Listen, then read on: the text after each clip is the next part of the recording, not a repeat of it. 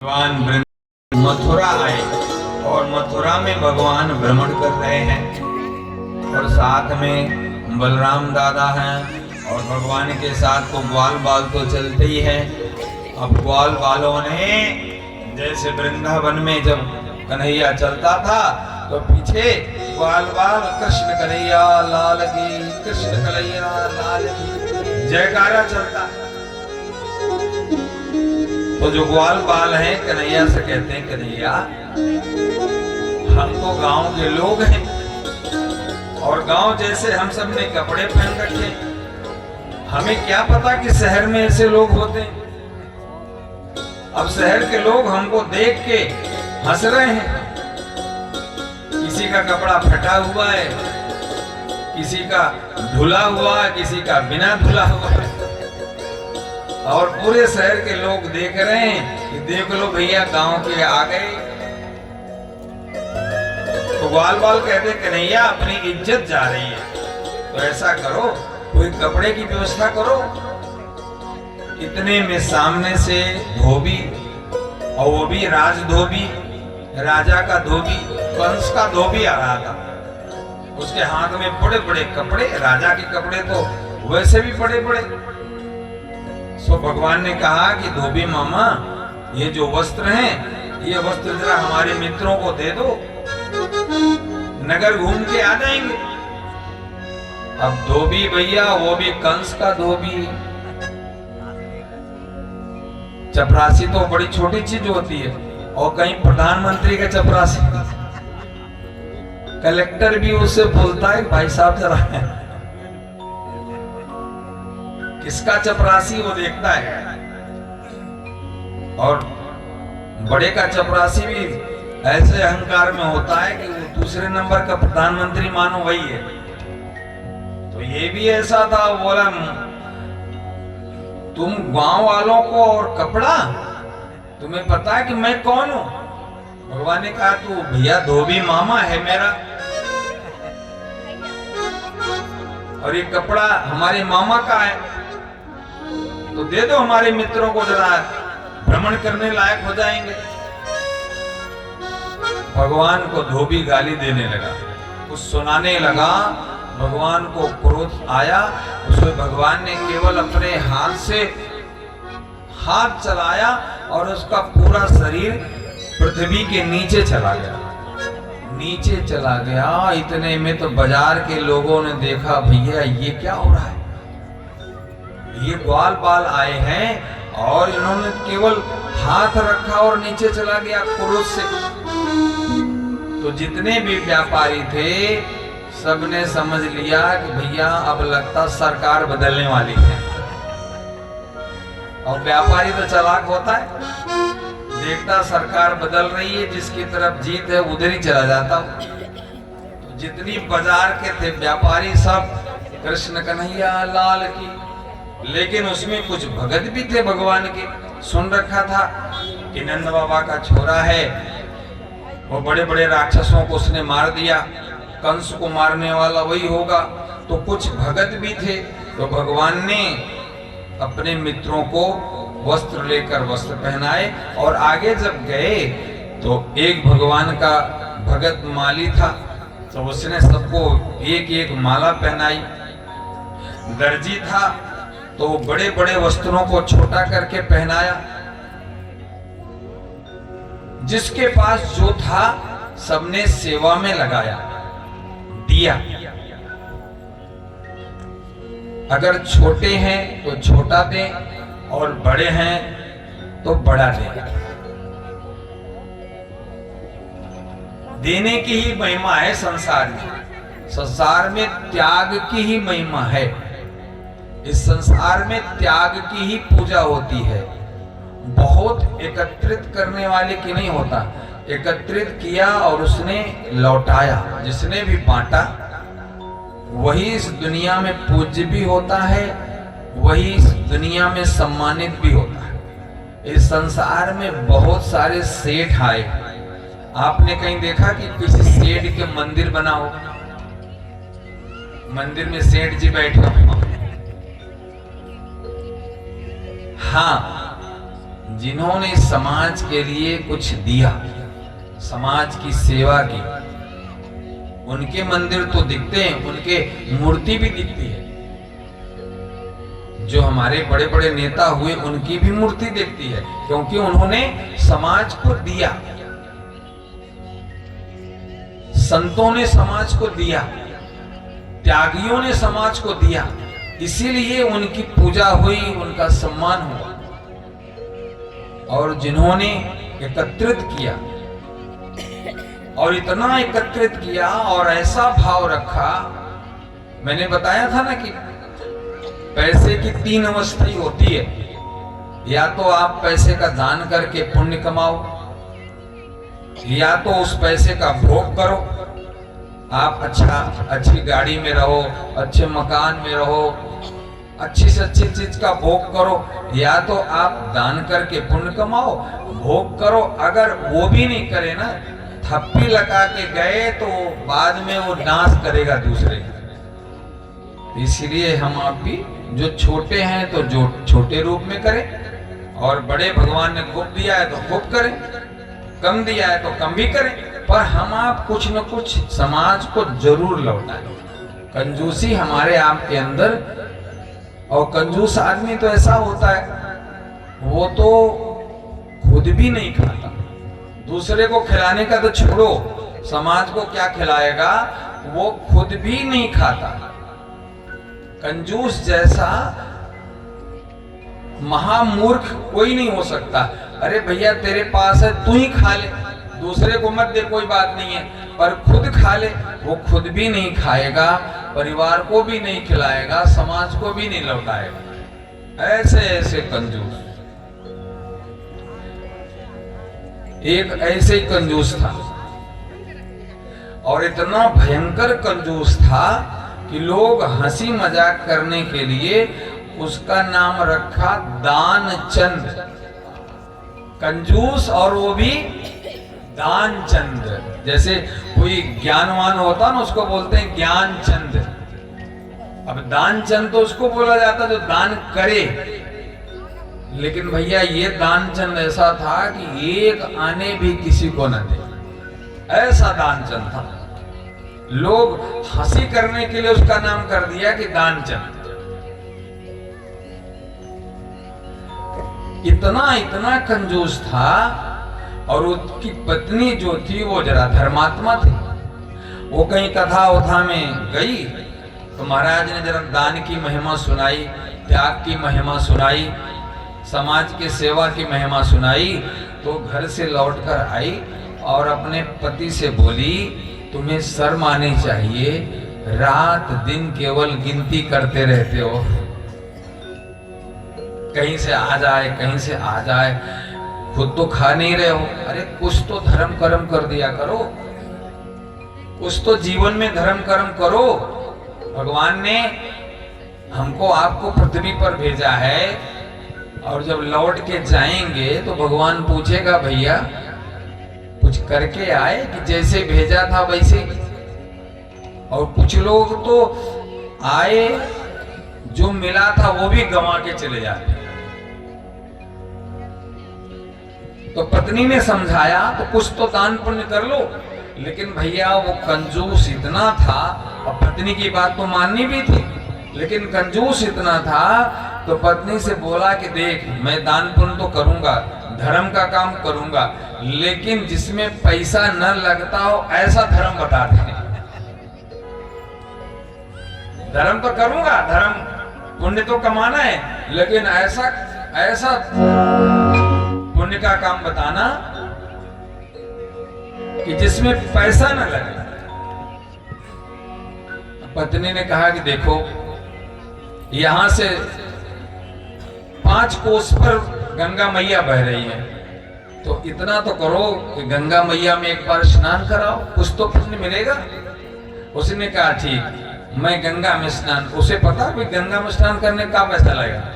अब गंगा स्नान करने के लिए तैयार हुआ। वो तैयार हुआ तो अब सोचा कि यहाँ से अगर किसी वाहन से गया तो 2 पैसे तो लग जाएंगे। तो उसने कहा कि पैसा 2 पैसा क्यों खराब करना है, पैदल ही चलते हैं। अब पैदल जा रहा है वो दानचंद। अब दानचंद रास्ते में सोच रहा है कि अगर मैं स्नान करने गया और जो घाट स्नान करने का है उस पर गया तो वहां पंडे बड़े खतरनाक मिलते हैं, बड़े बड़े कंजूस से वसूली करा लेते हो। आप जाओ तो वहां के पंडे पैसा निकलवा ही लेते हैं, चाहे झूठ की कथा सुना के चाहे सही की कथा सुना के, पर निकलवा लेते। तो सेठ बोला कि अगर मैं उस घाट पे गया जहां लोग स्नान करते हैं तो पंडा पैसा निकलवा लेगा। अब वो कंजूस बोला ऐसा करते हैं, उस घाट पे चलते हैं जहां मुर्दा जलते हो।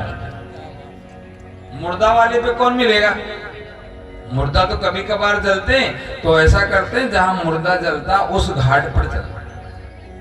अब ये कंजूस उस घाट को छोड़कर वहां पहुंचा जहां मुर्दा घाट था।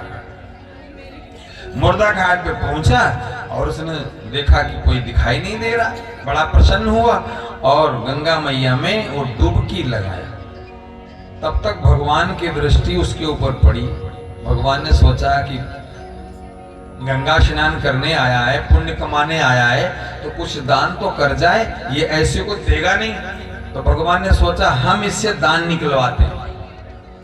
तो कहते हैं कि भगवान ने एक पंडे का स्वरूप लेके शमशान घाट पे आ गए।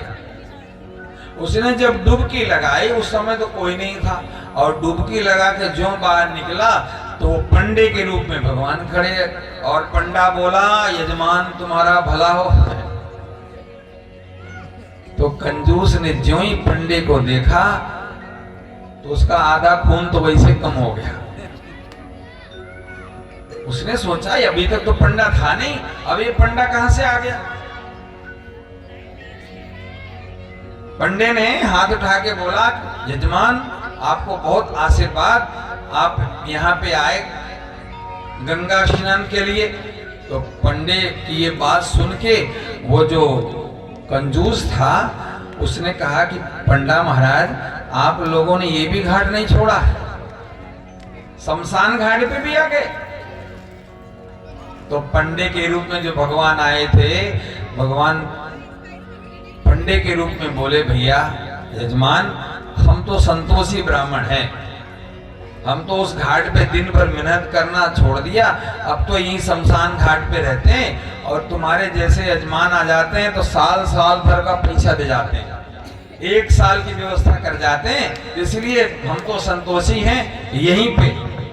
सेठ बोला महाराज हमसे तो आप साल भर की बात मत करना, हम तो 2 दिन का भी देने वाले नहीं, हम तो 2 पैसा बचाने के लिए शमशान घाट आए, और तुम भी यहाँ शमशान घाट में मांगने आ गए। महाराज हम 2 दिन का भी नहीं देने वाले। पंडा बोला नहीं नहीं गंगा स्नान करने आए, कुछ तो पुण्य कर जाओ। बोले नहीं महाराज पुण्य नहीं कर सकता। बोले नहीं नहीं कुछ पुण्य तो करना पड़ेगा, अगर अभी नहीं हो नगद में तो उधारी कर जाओ। सेठ बोला ये बात सही बोला है, उधारी कर देते हैं। सेठ ने सोचा उधारी कर देंगे, कौन सा लेने आ रहा है, और इतनी उधारी करेंगे थोड़ी सी कि जितना ये लेने आएगा भाड़ा किराया लग जाएगा, तो सोचेगा ही नहीं कि उधारी लेके आओ। तो उसने उधारी में दान किया 1 आने का दान भी किया, वो भी उधार का, वो भी 1 आना। पंडा ने कहा ठीक महाराज दान जो आपने दिया हमें स्वीकार। अब भैया सेठ जी ने जल्दी स्नान करके और धीरे धीरे पैदल ही आ गए घर पे आ गए और अपने घर के अंदर गए। सेठानी से बोले कि दरवाजा बंद करो मैं थका हुआ हूँ। तो सेठानी ने दरवाजा बंद किया और सेठ बस बैठा ही था तब तक दरवाजा खटखट हुआ। सेठ यात्रा करके बैठा ही था, सो दरवाजा में खटखट की आवाज आई। सो सेठ ने कहा सेठानी से कि जाकर देखो कौन आया। सेठानी गई, दरवाजा खोला तो भैया वही पंडा खड़ा मिला। पंडा खड़ा मिला, उसने कहा कि सेठानी जी हम गंगा से आए। पंडा बोले महाराज कैसे आए? अरे बोले इसलिए आए कि तुम्हारे सेठ जी स्नान करने गए थे तो उन्होंने दान किया, पर उधारी का किया, सो उधार का वो दान लेने आया हूं। वो उधार करके आए थे, उसी उधार का हम दान लेने आए हैं। सेठानी गई सेठ के पास और सेठ से बोली आप स्नान करने गए, किसी पंडा को दान दे आए, उधारी का दान लेने आया। इतना सुनते ही सेठ बोला पंडा आ गया? हमने तो दान इसलिए किया था कि पंडा आएगा नहीं, और पंडा पीछे ही आ गया। सेठ बोला ऐसा करो, जाके पंडा को बोलो कि पंडा आप अभी तो लौट जाओ, सेठ जी जो है यात्रा से आए हैं, बड़े थके हैं, बीमार से हो गए, आप बाद में आना और फिर ले जाना। सेठ तो बीमार हो गया। अब सेठानी गई, दरवाजा खोल के पंडा से बोली कि पंडा महाराज ऐसा है, सेठ जी तो आके सीधे ही पड़ गए, बीमार हो गए। पंडा बोला कि हमारा यजमान बीमार? बोले कि भैया सेठानी हम ऐसे पंडे नहीं हैं, हमारा यजमान बीमार और मैं लौट जाऊं, मैं आज यहीं पे रहूंगा, मेरा यजमान ठीक हो जाएगा, इसके बाद ही मैं जाऊंगा। यजमान और बीमार हो गया और मैं कैसे लौट जाऊंगा? भैया मैं तो ऐसा करो, दाल चावल कच्चा दे दो, तुम्हें बनाना भी नहीं, हम यहीं खाएंगे, यहीं पड़े रहेंगे। अब सेठानी बाहर अंदर गई, अंदर जाके बोली सेठ से कि भैया तुम कौन से पंडा को बोल के आ गए? पंडा तो बोल रहा है कि जब तक तुम ठीक नहीं होगे तब तक जाएगा ही नहीं। अब सेठ भी कम नहीं था, सेठ बोला ऐसा कर, तू जाके बोल दे पंडा से कि सेठ तो मर गया। पंडा से बोलो कि सेठ तो मर गया दान पुण्य करके, अब तुम्हारा उधारी रहेगा, वो तो गया ऊपर। सेठानी बड़ी नाराज हुई, बोली कि तुम्हें शर्म नहीं आती, सामने बैठे और मुझसे बोल रहे हो कि मर गए? सेठ बोला पगली तुझे समझा रहे हैं ना, हम तो थोड़ा श्वास रोक लेंगे, तू जाके बोल दे कि मर गया। सेठानी रोती हुई है, थोड़ा नाटक सेठानी ने किया, रोती हुई आई और दरवाजा खोली और बोली पंडित जी अब क्या मैं बताऊं, वहां यात्रा में गए थे, पता नहीं क्या हो गया, अब मैं तो सोची बीमारी है, यहां से मैं गई तो उनके श्वास बंद, महाराज तो चले गए, मर गए। पंडा बोला तो फिर मैया फिर मैं तो जाने वाला ही नहीं, क्योंकि यजमान को मैं जला के जाऊंगा। अब पंडा में कोई ऐसा तो हो नहीं, बेचारे ने हमको दान पुण्य किया था, तो मैं अब उनको जला के ही जाऊंगा, मंत्र बोल के ही जाऊंगा। सेठानी बोली महाराज ऐसा करो, आप तो जाओ, हम सब कुछ कर लेंगे। अरे नहीं सेठानी आप अकेली हो, आप अंदर जाओ, मैं पूरे गांव को बोल के आता हूँ कि सेठ मर गया, चलो उसको ले चलो। सेठानी बेचारी अंदर गई, तब तक वो पंडा पूरे गांव में खबर कराया, सारे गांव के लोग इकट्ठे हो गए, भैया सेठ जी तो गए, सेठ जी गए। अब सेठ जी ने श्वास रोक ली, गांव वालों ने भैया क्या सेठ तो गया, तो सेठ के लिए इधर बांस भी आ गया, तैयारी चाल गया। पर सेठानी सब जानती थी, सो गांव वाले से बोली कि भैया सेठ मरा नहीं है। पंडा बोला कि देखो भैया सेठानी पागल हो गई है, इसका पति आते आते मर गया, सो इसका दिमाग जो है ना गर्मी चढ़ गई है, इसीलिए मरे को भी नहीं मरा बोल रही है। अब सेठानी तो अंदर से समझ रही है कि भैया मरा नहीं है, पर ऊपर से वो सेठ जो है सांस रोक बैठा हुआ है। सेठानी सोच रही भाई तुम घर जाओ गांव वालों, सेठ मरा नहीं है। पंडा बोल रहा है कि भैया सेठानी पागल हो गई, पति इसका मर गया, ऐसा करो सेठानी को कमरे में बंद करो। गांव वालों ने सेठानी को बंद कर दी, अब सेठ को अर्थी में डाल दिया। भगवान पंडे के रूप में आए, भगवान ने सोचा ऐसा न हो जाए, इसको लोग जलाई आए। अब क्या हुआ भैया, 4 लोग लग गए, राम बोलो भाई राम, राम बोलो भाई राम, और उधर भैया चिता भी सज गई, और चिता सज गई और चिता पे सेठ लड़ गया। भगवान ने सोचा कि भैया ऐसा ना हो कोई आग लगा दे, और सेठ वास्तव ही मर जाए। तो भगवान ने सेठ के कान में जाके बोला कि भैया मैं तुझे दर्शन के लिए, तेरे दर्शन को, तेरा दर्शन पाने और अपना दर्शन देने के लिए तुझे आया।